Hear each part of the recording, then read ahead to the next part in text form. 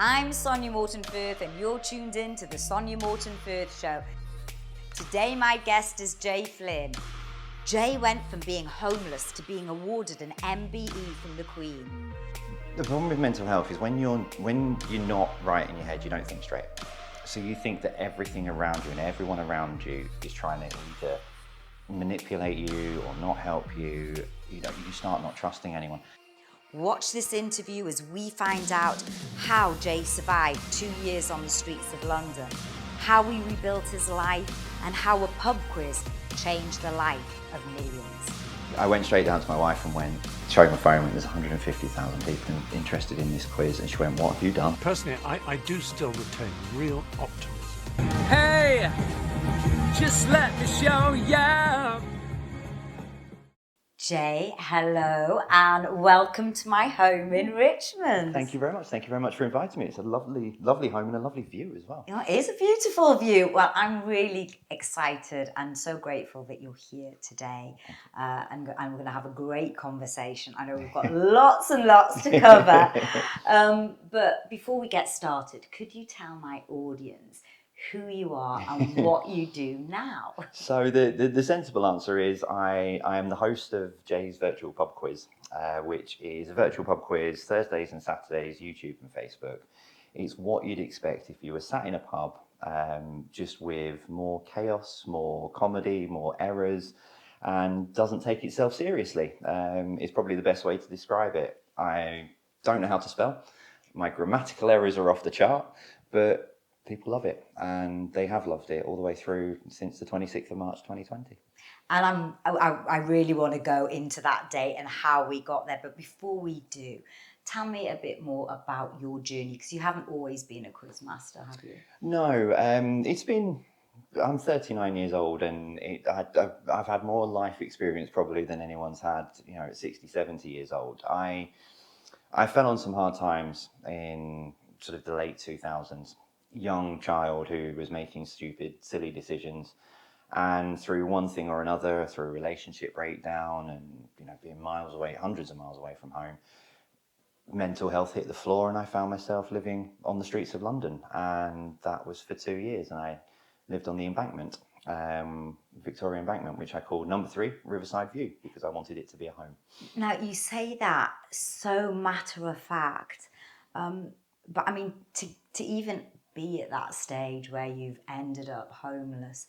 I mean, how did you get to that actual stage of being on the streets? The problem is it's thankfully now we talk a lot more about mental health. But at the time, mental health was still very a taboo area. Oh, I'm struggling, or I'm depressed, those kind of things. I guess especially for men, and not to be stereotypical here. But you are completely right. I mean, I remember about 2 weeks before I'd made that decision in my own head and my own space, that I did try ringing a charity to have a conversation with them. And the tone was very, why do you want to do that? Why do you want to?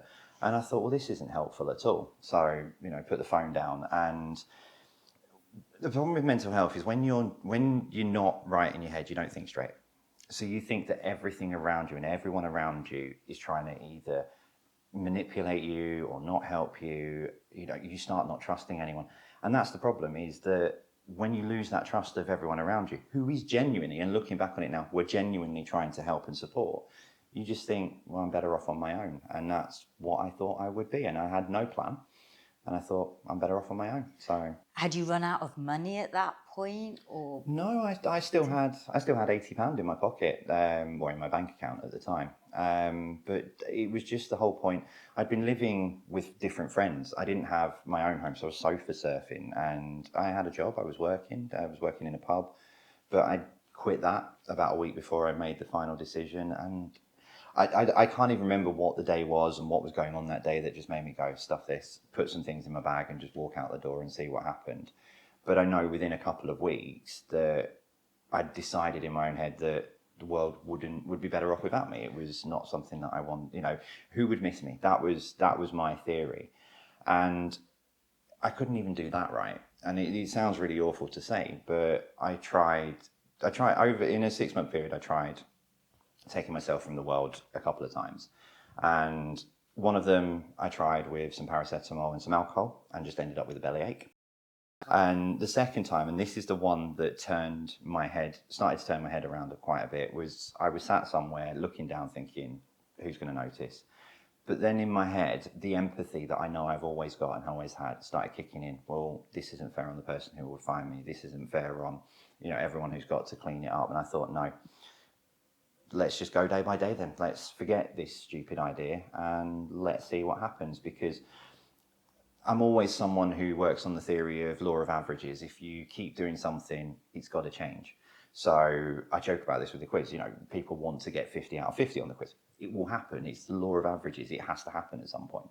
So that was my theory in my head, was if I keep going day by day, something has to change and something will happen that puts me back into a path into society. But you got to the stage in life that you hated life so much that you did want to end it. Yeah. For me, I was on my own. I didn't trust anyone around me, and that wasn't just, the people I had in my life before I'd moved onto the street. It was even just people walking down the street. Move out of the way. What does that person want? You didn't have parents, friends around you that could take you in? I'd stopped talking to my mum and my sister and my brother about 3 years before any of this had happened. And I mentally didn't feel in the right frame of mind or to reach out and to get back in touch. And in my head again, I thought, well, they're not worried about me for 3 years, so they're not worried about me now, kind of thing. And I've since learned, obviously, that was complete and utter nonsense. They were desperately trying to find where I was, where I'd been, how I was really. And that was all resolved sort of about 3 years ago. So I'm now back in touch with my mum and got a great relationship with my mum and my little brother as well. So, but I just didn't have anything. I didn't have anyone to turn to. And when you find yourself in that situation, there's the idiot's guide to everything apart from homelessness. There's an idiot's guide on how to fix a car or how to create a website. There isn't this is an idiot's guide on how to be homeless and where you go. And yet you picked the streets of London, which I guess, and again, I'm no expert, would be quite one of the maybe hardest and roughest places to be. I didn't really think about it. I mean, I'm born and bred London. I was born and raised in Wimbledon Park, beautiful area. I'd lived all around sort of Wimbledon and Merton, where I'm from. And for me, it was home. So, I had a very tricky first 6 months. It was very hard coming to grips with, trying to get a couple of hours sleep on buses or whatever it might be. I used to, once I got over that sort of very dark, and that 6 month period went by very, very quickly. But once I'd got, I'd already got myself a sleeping bag with the last of my money because I knew I was going to need that. Once I got through that sort of 6 month phase and thought, right, day by day, I settled myself on the embankment. And do you know what? The Victoria Embankment is the most beautiful place in the world to sit. And I go back there now and I'll still sit there now. And it's a great place to contemplate because... What does it bring back now? It's peace for me. And it reminds me of a time where I didn't give a care in the world. I'd get back there about 11:30, 12 o'clock at night. No one around, but you've got the most beautiful sounds of, the River Thames. You can hear traffic in the background. You can hear sirens and everything. It's London. You can hear all of that. But during the night, it's quiet because it's a tourist area, and the tourists don't go down there at the night. They're walking along the South Bank on the other side. They're not walking along the embankment. And then I always made sure that my body clock had got myself into a routine of waking up at 7 o'clock before the commuters and the tourists started to arrive, and I'd be on my way. And for me, that getting up at 7 o'clock in the morning, I was going off to do my job, which was walk, and it could be walk up to 18 hours a day to see what I could find. Could I find, the odd bits of loose change or whatever it might be? I didn't sit begging on street corners. I didn't do any of that. I didn't do anything illegal. I found, this shows you the time it was, an iPhone 3G, one of the first sort of smartphones, and I found it. Now, if I was an unscrupulous person, I could have gone, I'm going to take that and find somewhere to sell it.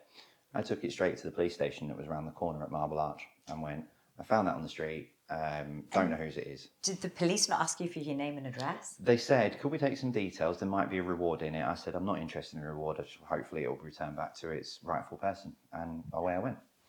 You said just before, when you were talking about you being homeless and you had not a care in the world, didn't you have so many things going through your mind of, oh my God, I'm in this situation, how do I get out of this situation? No, because it sounds very weird, but to sort of, to talk about it now, having, been in it, but I didn't, because in my mind, I was always heading towards a fork in a road. I'd come through this realization that it has to change. It doesn't matter what I do every day. Something, someone up there will guide me into whichever way I'm going to go, and it'll go one of two ways. Somehow, because at the time I didn't know anything about day centres, but someone will point me in the right direction, and I'll come through it, and I'll come off the streets and everything, or my life will naturally come to an end. And I'd come to peace with that. It was, if these are my final days, months, years, whatever it might be, and I spend them out here, well, so be it. It is. I just came to that. It is what it is, because for people to have a personality and to have a brain and a life and what have you, you need people around you to bounce off and talk to. I hadn't really spoken to anyone for 6 months. So my personality was gone. There was nothing. I was just a human being just wandering around. But I kept myself a little bit connected. So I used to listen to, I had a little radio, which I made sure, pound shops are wonderful for getting 100 batteries for £1 at the time. So I had my little portable radio, digital radio. So I'd listen to a lot of radio. So I listened to Chris Moore's breakfast show on Radio 1 in the morning. I'd listen to the Now show on Radio 4 of an evening. I'd always listen to football commentary, Formula Ones, those kind of things. But that sort of kept me a bit connected. But I wasn't worried about where I was. And again, I mean, someone did say to me a while ago that, well, you're not worried you were going to get attacked in your sleep. Again, if that's what was going to happen, then that's what was going to happen. And I just genuinely had no plan and just took each day as it came. And what did you learn anything about yourself? I mean, this was 2 years. This wasn't just a sort of a day or 2 or 3 days, or some people spend a week on the streets to see what they experience. Like, this is 2 years. That's a long time. I learned I'm a lot more resilient than I thought I was, and resourceful as well. Little things like, and also, so if you, I mean, we all take this for granted now. We've got money in our bank accounts. Some people might not have money. For me, I was relying on finding loose change and bits and pieces. And I might find a penny and then not find anything for a couple of days. But then I might find £1. And then you start working out. So for me, I always like to keep my appearance right. Not now, I've grown a beautiful beard. But back then, I always wanted to keep it sort of trimmed and, again, fit in. So I'd sit there and go, right, okay, well, I need to get myself that. But I know I'll save 30p and I'll get some disposable razors. And that's the little things that I learned about myself, that I could start moving and managing sort of money in bits and pieces, and making sure that, all right, I've got 15p here. Oh, I know what I can get with that. I can get a Swiss roll from the supermarket, or, back then, custard creams and bourbon creams were like 15p. Can't get them for that now. Remember, you can't get them like that now. What did you learn about people? I mean, did you have people pass you and talk to you, or give you money, or? No, there was only, out of the 2 years, there was only one person who did that. Sorry, out of 2 years, only one person. But this was because I tried to fade in and blend in, that no one... So if you and I were to pass in the street, you wouldn't have known that I was a homeless person or anything. I had a backpack on with a sleeping bag, so that would have just looked like I was any other tourist or someone visiting London. And where I slept on the embankment, alluded to this before, at night, there's no one there. There's no one around. So it was, and then this is why I named it Number 3 Riverside View, Victoria Embankment, because it was my home. It was where I always went every night. And the only person, there was, towards the end, there was a jogger who would always come past on a Saturday morning. And it was always about the time I was waking up. So I just sort of, as I was coming out of my sleeping bag, it was always a morning. And then I think after a few weeks of this, he came past and he stopped and he said, look, go and get yourself a coffee. There's a tenner. I was like, the coffee's not going to cost me £10. Thank you very much. He went, no, you're not getting this. It's the gesture of go and get a coffee, but there's £10 and I want to help you. And that was the first time that anyone had sort of even acknowledged, my existence at that point, which to me... How did that feel when someone acknowledged your existence? would, as I say, that my instant response was, well, no, coffee's not going to cost me £10. I can get, and that's when, no, I want to help. And after that, it was just the occasional nod, morning, what have you. But then within sort of 3 weeks, and I don't know whether it could have been that gentleman who pointed Connection at St Martin's to where I was. I can only assume that has to have something to do with it. Because not long after that, Connection at St Martin's, found where I was, and we then moved on from there. So, At any point, did you turn to drugs or alcohol? No, for one reason, I can't stand drugs at all. I am the most anti-drugs person in the world. When I was younger, 18, 19, I saw what happened when a friend of mine had their drink spiked, and it was just the most horrific thing that I've ever seen.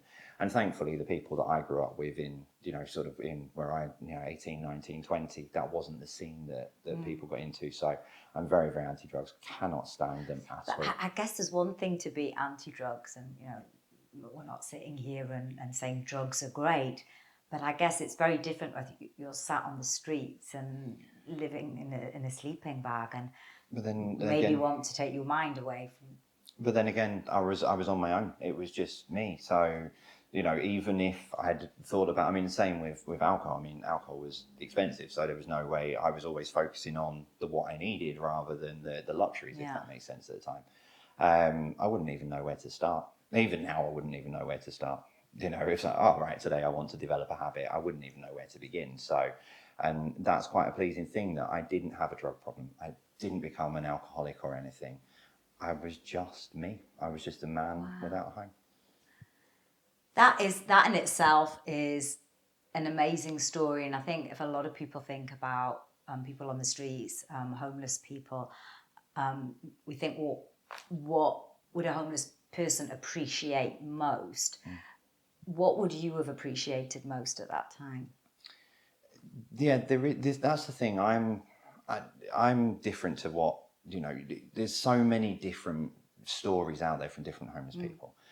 And for me, I think it just needed someone to just sit next to me and just say, and just talk. And because you get your personality from talking to people and having those conversations. I had no personality. When I walked through the door of Connection to St Martin's, I was a shell. I was just a person. There wasn't anything in there. So during that 2 years, your personality went with because you didn't have the connection. Am I paraphrasing in the right way? No, you're right. You're absolutely right. Because we develop personalities by talking to people and communicating and finding interests and hobbies and stuff. And the only thing I had was listening to the radio and feeling a part of those. But I wasn't interacting with those people. I was just listening to them talking to me. I was listening to Formula One commentary or football, whatever it might have been. I wasn't having, you sit in a restaurant or a bar with your friends and you start talking about the day's news or what's coming up or things, and that's where you develop your personalities.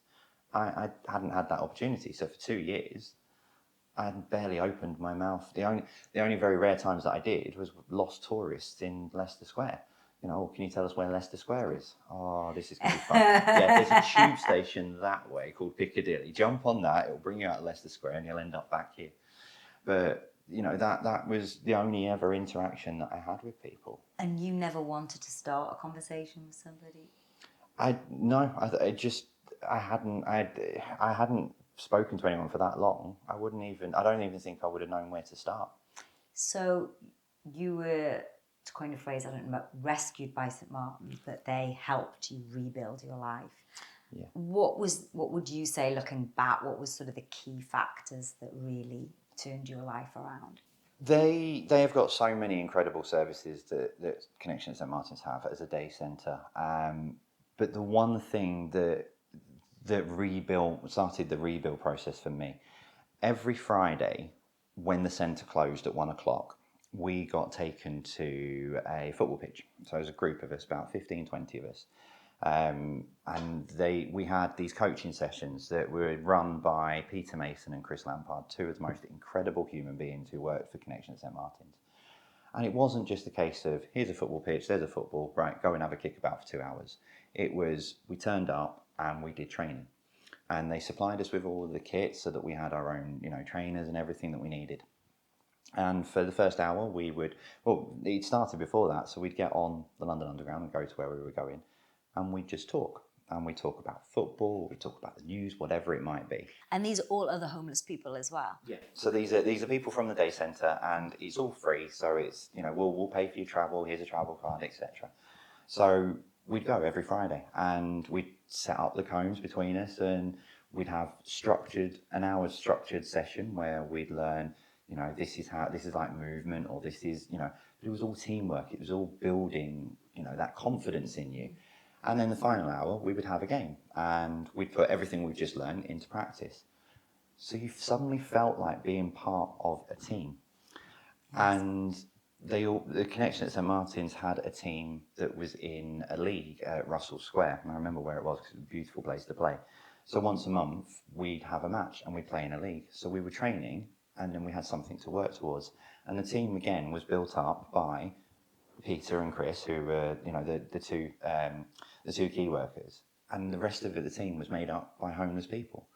And it was so proud going up there, and, you know, we won quite a few games, and, you know, it was just, I just suddenly felt part of something. I was confident it was coming back. So, I mean, that's interesting you say the word confidence and part of being something. Do you think that was what you'd lost? You know, going back 2 years previously when you ended up on the streets, had you lost that feeling of being part of something? Yeah, I all of a sudden I had, you know, I knew people by name. I you know, could talk to, you know, we'd get on the train on the way down, and it didn't matter which of the 16 people were there. I could have a conversation with any, and that took a few weeks to get into that swing of it. But those sessions unbelievably helped, you know, just find a little bit of me again, to the point that I remember before, when we were heading to one of the training sessions, Pete took me to one side and said, look, we've got the annual 11-a-side clients versus staff game coming up, and I'd like you to captain the client side. And I just, sorry, what? He said, you deserve it. You just see how far you've come in 6 months from what you were like in those first few days when you walked in the door to where you are now. You more than deserve the opportunity, and I'd be proud to. And we won 5-2, which made it even better. Absolutely brilliant. But you know, and there is still some footage of it that the connection that St Martin's are trying to find that they can pass on to me. But I was the leader of a team, and leading, you know, and having the respect from those people, along with the confidence of being able to do it. That's one of the major things that really helps in there.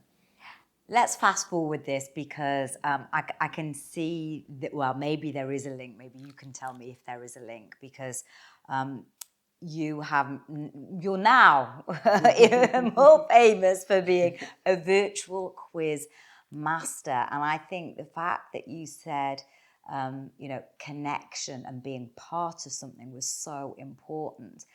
And you pretty much led a nation behind those 2 key principles. Tell me about the online quiz and how it all started. Well, it was started because Thursday nights was my night out. You know, we've got a little, and I've got a beautiful wife and little, and the Thursday nights was the one night that I could get together with my friends and go out, and we'd always go to the quiz. We are not a group of friends who like falling out of nightclubs at 3 o'clock in the morning, losing it the following day. We would quite happily enjoy a few drinks, don't get me wrong. There were many, many hangovers on a Friday morning at work, but we just enjoyed each other's company, and, you know, we always loved the quiz and challenging ourselves, and we had some great quiz teams that we played against, and quiz teams that when I had the pub we hosted. So when Boris Johnson made the first speech saying, that's it, I'm shutting all venues down, my first response was, well, what on earth do I do on a Thursday night? What am I going to do now? So this was back in March 2020 when this was the lockdown. This was Friday the 19th, something like that. Yeah. So I made that announcement. I was like, what do I do now? So I was sat there on the Saturday, and I was just flicking through some things. I thought, I could do something online. I wonder if I could get the quiz teams around here together on Thursday. You know, maybe like a Facebook Messenger, or, you know, well, I can come up with an idea, but stuff it.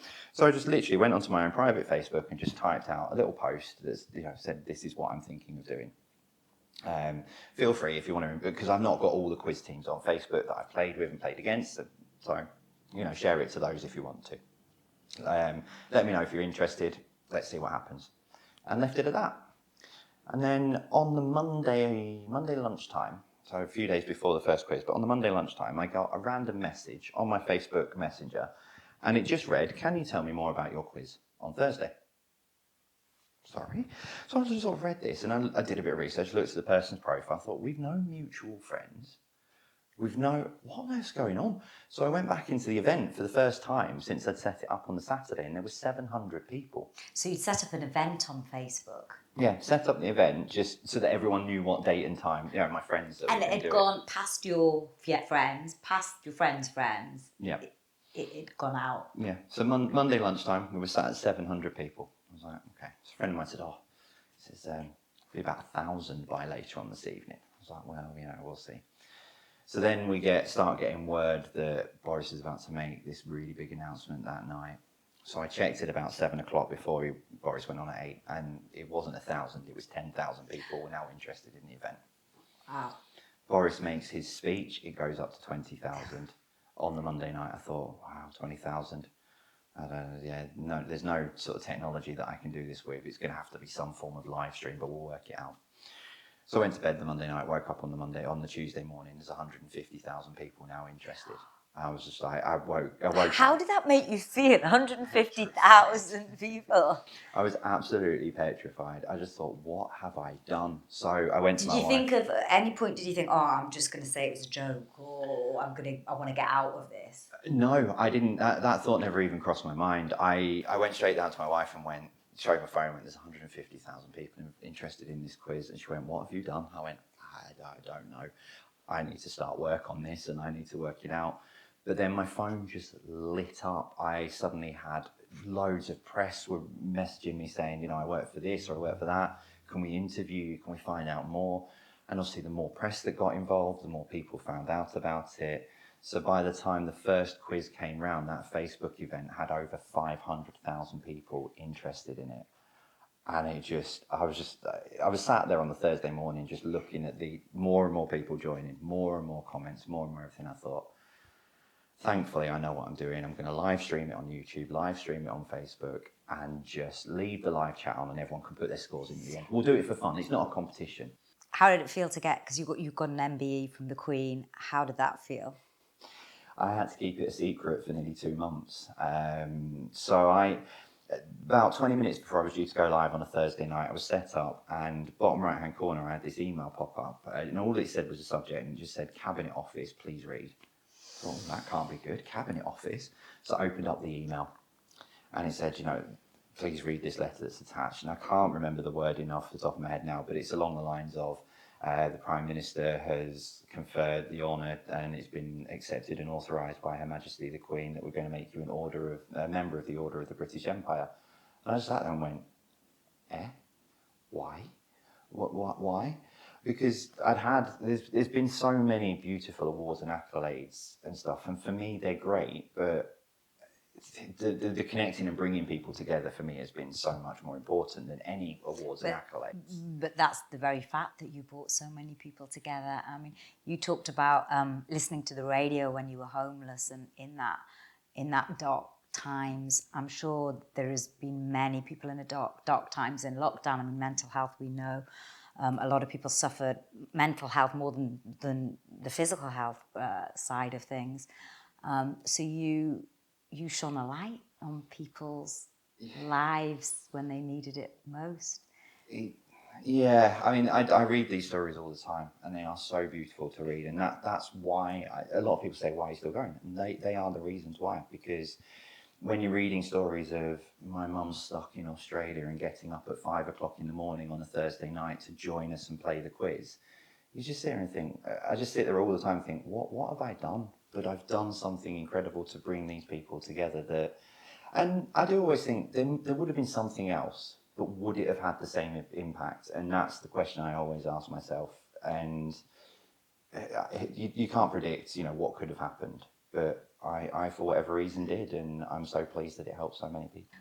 What do you think the guy on the bench would have said if you'd said to him as you were homeless, you're gonna have an MBE from the Queen and change 180,000 people's lives? I think he'd have probably turned around and said, "You're insane. Keep walking. You utter and utter." Um, I mean, that's the thing. The reverse of that question is, what would I go back and say to myself then? And I've always said, don't worry, don't panic. It will sort itself out, and don't be afraid to ask for help. And that's the one thing I never do. So if you were to advise or chat to another person that may be in that situation, in dire straits, or have hit rock bottom, maybe facing life on the streets, what would you say to them? Put your hand up and ask for help, because that's the one thing. And I've never learned from my own mistakes, but it's not as impactful now. But ask for help. And it's something that back then, as I say, started with mental health. It was very taboo to talk about, especially with men. Now, ask for help. Don't be afraid. The way I look at it is, if you were to go to a friend or a family member and say, this is the situation I'm in, help. If they're not prepared to listen or help, they're not your friend. They're not someone. Genuine friends will take you, wrap their arm around you, and do everything they can to support you. So if you ever find yourself that you're going to be in a really awful situation, just ask. What's next? What does the future hold? Because we're out of lockdown now, and things are opening up again. How do you see that changing? We've got a few ideas. I mean, the one thing I've said from day dot is Thursday nights will stay where they are, because I'm not hung up on how many people are watching, or, you know, there are people who watch who can't go out on a Thursday night. They can't go out full stop, and they will continue to watch because it's given them that routine. So for those people, and for everybody who watches on a Thursday night, Thursday nights will continue no matter what I'm doing. You know, it could be anything from something silly or whatever it might be. So Thursday nights stay where they are. We're hoping to take it out on the road a little bit. So we're hoping to put a tour together where people, you know, in my mind, I get the opportunity to say thank you to people who've been playing the quiz. I know it's a lot the other way around, but we can go out and meet some people face to face. Hopefully in January, February, we'll be able to do that when we know things that will be really settled down. But for me, I want to take that one thing that I had from living on the streets of London, which is radio. And I think radio is such a powerful medium that is so overlooked, that I'd love to find a way to break into that, to be able to, you know, I alluded to it before, the likes of Chris Moyles, The Now Show, all those things that I listen to, they have no idea the impact that they had on me and how much they helped possibly keep me going through those 2 years. And I'd love to be that person myself. Do you think the confidence that you gained perhaps over this last year has helped you now discover that purpose or that passion and do something? Yeah, and I think I've got a lot more confident, but I'm not a fan of the limelight. I wouldn't, you know, I mean, I love the idea of radio because you've still got that anonymity. Jay, I've come to my final question, and that is, if you were to write a message in a bottle for future generations to find, what would the message be? Pretty much what I've said all the way through. Don't be afraid to ask for help. It is out there, and everyone will always help you. Jay, thank you so much for being a guest on my show. Thank you for having me. Thank you. Hope you enjoyed the show. Remember, there's a new interview out every Monday, so hit subscribe and like, and you'll get it straight into your inbox.